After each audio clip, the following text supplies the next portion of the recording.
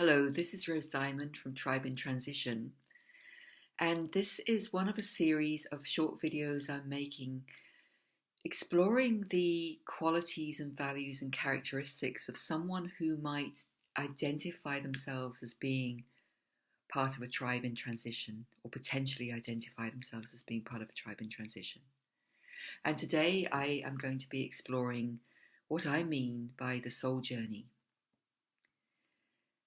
And this is where we sort of start to enter into more deeply um, the whole area of finding a common language for our inner experience. And this is important part of what Tribe in Transition is about. So when I use the word soul, this is a big word, and many of us might use this word, or we might actually be repelled by this word. But I'd like to describe what that means to me and what it's come to mean to me over the 4 decades that I've been exploring my own soul journey. So when I think about a human being, I think about us, compare us to an iceberg. And in the iceberg, 10% is above the surface of the water, and the other 90% is beneath the surface of the water. So when I think about the soul is actually the whole 100%, the wholeness of us. But 90% of us is beneath the water, is invisible. And until we start to make that 90% that's invisible conscious, it remains unconscious. So the soul journey is very much about bringing the unconscious part of our human nature into consciousness, so that more of that 90% of our power and our resources is available to us in daily life. And the more of that 90% that's unconscious we make conscious, the more free we are to make choices, to make creative choices, to make intentional choices, to direct our life according to our higher values and visions. So the beginning of the soul journey is when we actually start to enter into this process of becoming a conscious, creative being who actually really has the potential to change the world for the good.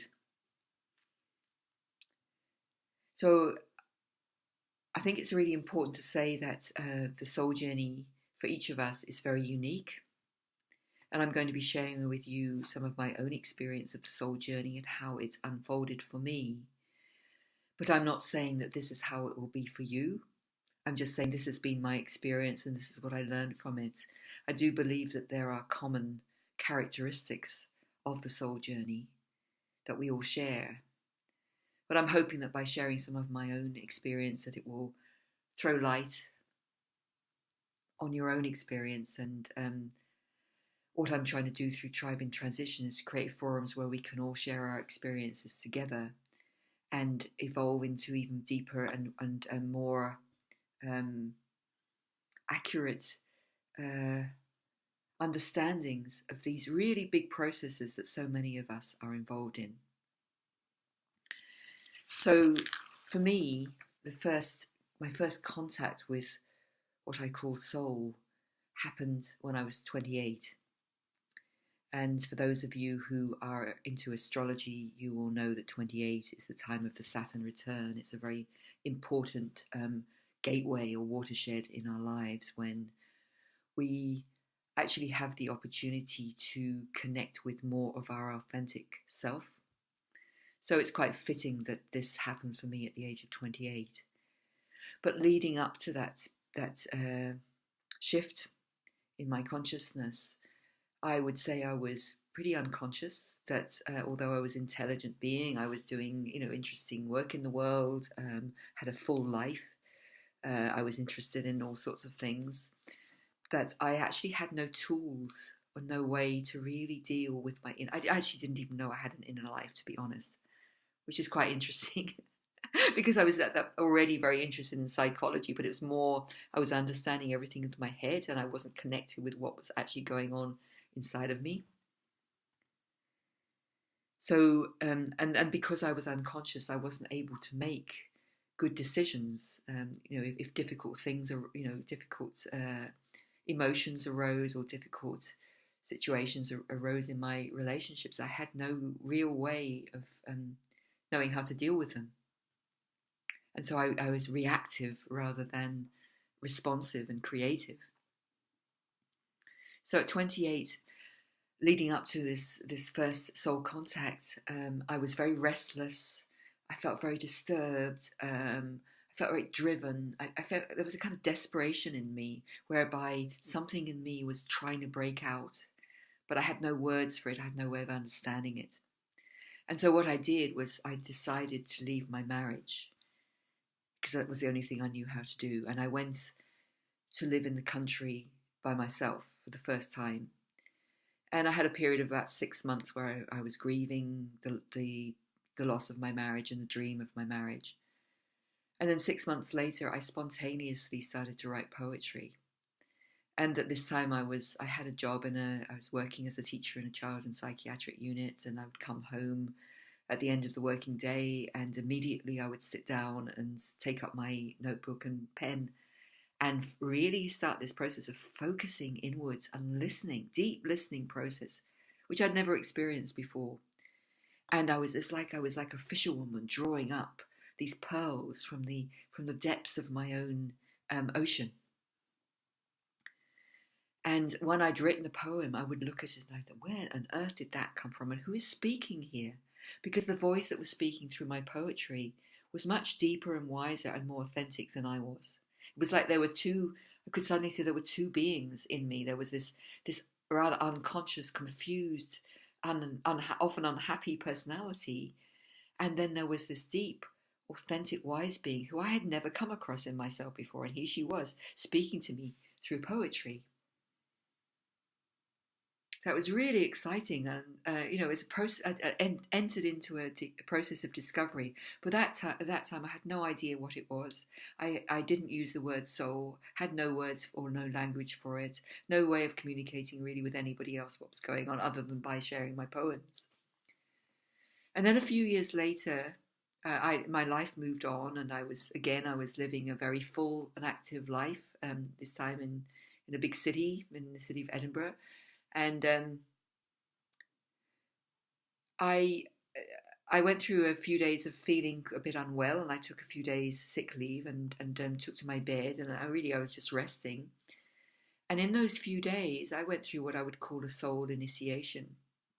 And the first part of this was I had a couple of really powerful dreams, powerful archetypal dreams, and then the third dream was what I would call a waking dream. I was kind of in that hypnagogic state between waking and sleeping, and this kind of vision started to come to me, and I took up my pen and started to record it.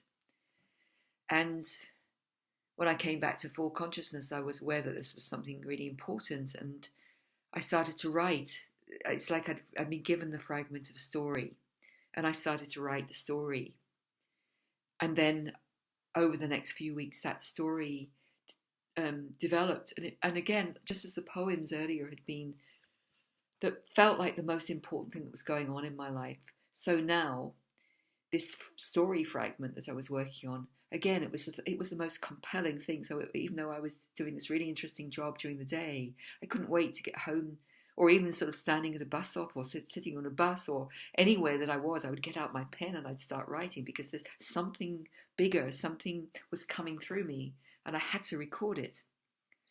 And this became a poem that I called Dreaming Wild Honey, that I actually wrote over 3 years. And it led me into a really, really deep exploration of my inner life. So much so that there were times when I was kind of, the inner world became much more compelling to me than anything that was going on in the outer world. And making the bridge between the inner and the outer at times became quite difficult for me. And in the middle of this process, I left my full-time job in adult education because I wanted to write poetry. Because this, whatever it was that was coming through me, was so compelling. I just wanted to give it my whole attention. And of course, a few months later, I realized that I wasn't going to survive very long writing poetry, so I actually created my own business at that point. But the writing of Dreaming Wild Honey went on for 3 years, and it led, as I said, it led me into some really deep and quite raw edges of myself. which I didn't understand and which I could find really no outer help for.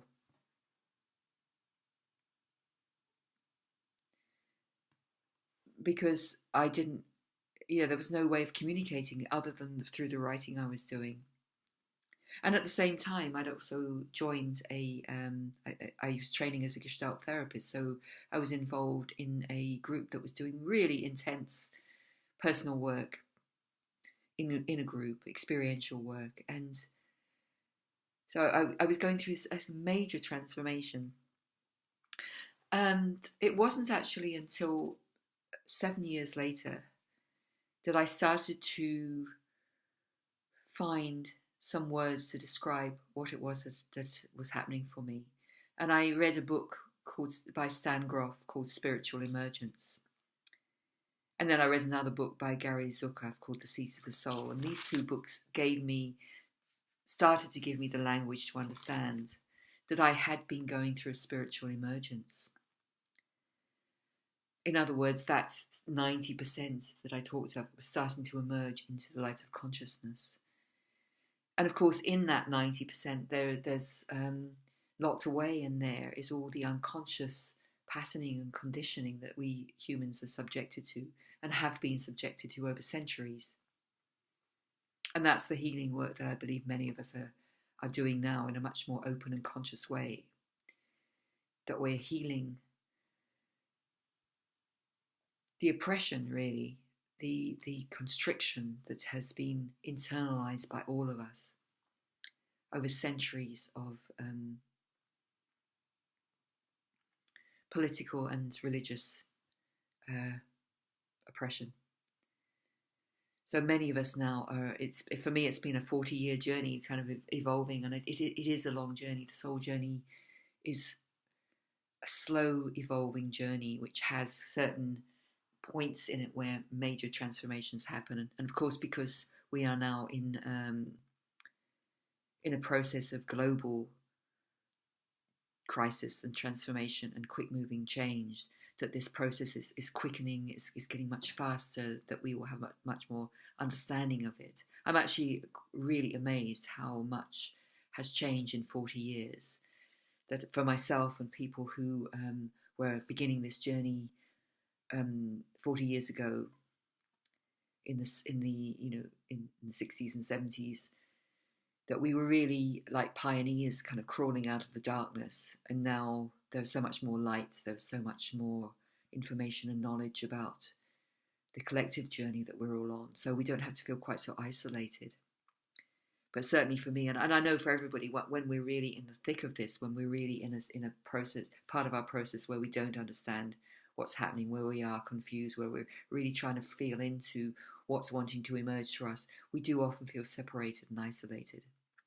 And again, that's one of my motivations behind Tribe in Transition, is to give us, those of us who are on this journey, a place where we don't have to feel so isolated, where we can share our inner experience of evolution. So I don't want to, I can't in such a short video go much deeper into the soul journey. I just wanted to open up the topic for you, and I will give you links to further resources that you can find if you're interested. But I'd like to just summarize part of what I'm saying here about the initial soul contact, that it can start by this opening up of the more archetypal realm, or what is being called these days the imaginal realm. The imagination is a really important part of the soul.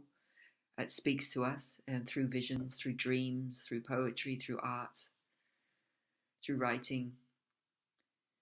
So that's an aspect of it. There's the aspect of finding the more authentic voice, finding our deeper wisdom.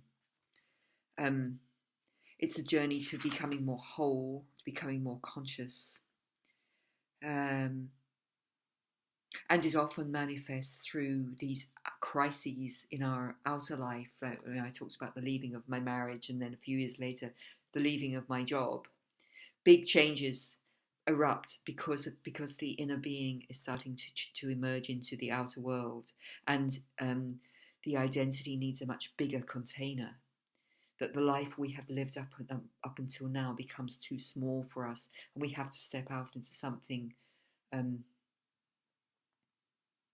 something bigger and more expansive, which can hold more of the emerging self that we are. So these are some of the characteristics of the soul journey, and I think I'm going to leave it there. And hopefully, if you're interested in exploring this more, you can join me on my Facebook page, and you can come and join in some of the things I'm doing in Tribe in Transition. Thank you for listening.